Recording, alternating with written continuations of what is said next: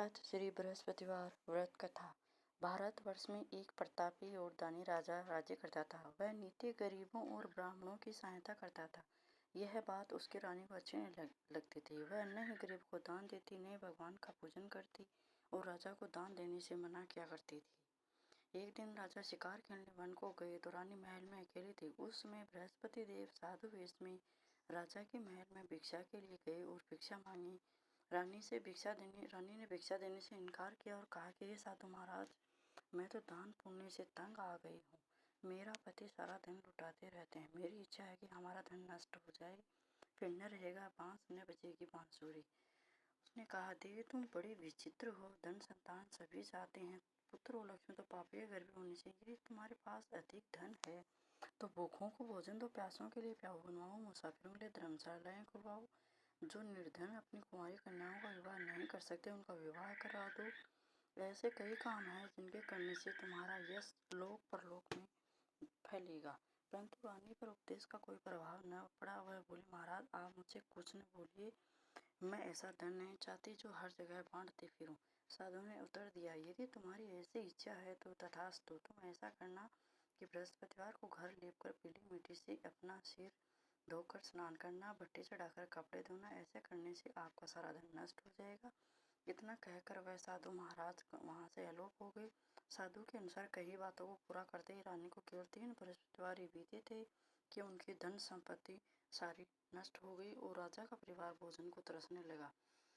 तब एक दिन राजा ने रानी से कहा कि तुम यही रहो, मैं दूसरे देश को जाता हूँ, क्योंकि यहाँ पर सभी लोग मुझे जानते हैं, इसलिए मैं कोई छोटा कार्य नहीं कर सकता। ऐसा कहकर राजा प्रदेश चला गया। वहाँ वह जंगल से लकड़ी काटकर लाता और शहर में बेचता। इस तरह वह अपना जीवन व्यतीत करने लगा। इधर राजा के प्रदेश जाते ही रानी और दासी दुखी रहने लगी। एक बार जब रानी और दासी को 7 दिन तक बिना भोजन के रहना पड़ा तो रानी ने अपनी दासी से कहा, हे दासी, पास के नगर में मेरी बड़ी बहन रहती है, वह बड़े धनवान है, तो उसके पास जा और कुछ ले आ ताकि थोड़ी बहुत गुजर बसर हो जाए।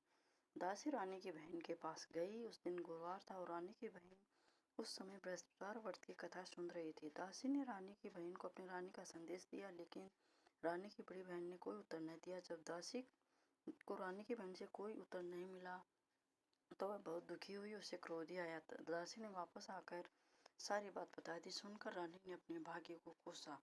उधर रानी की बहन ने सोचा कि मेरी बहन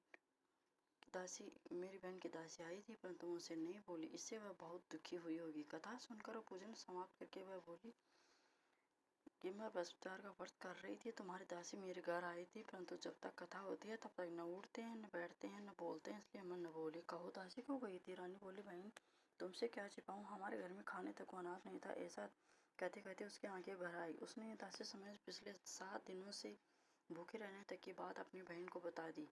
रानी की बहन बोली, देखो बहन, भगवान बृहस्पति देव सबकी मनोकामना पूर्ण करते हैं, शायद तुम्हारे घर में अनाज रखा हो, देखो बाहर जाकर।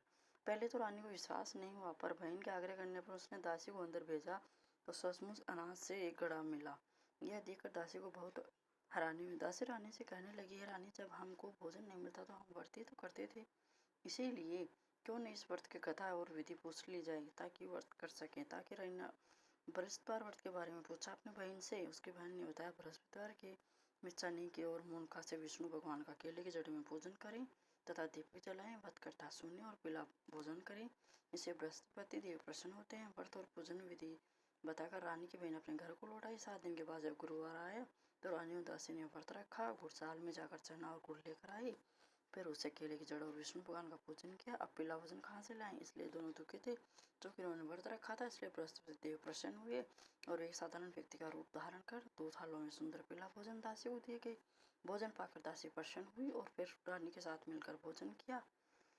उसके बाद से सभी को गुरुवार और व्रत का पूजन करने लगे। बृहस्पति भगवान की कृपा से उसके पास फिर से धन संपत्ति आ गई।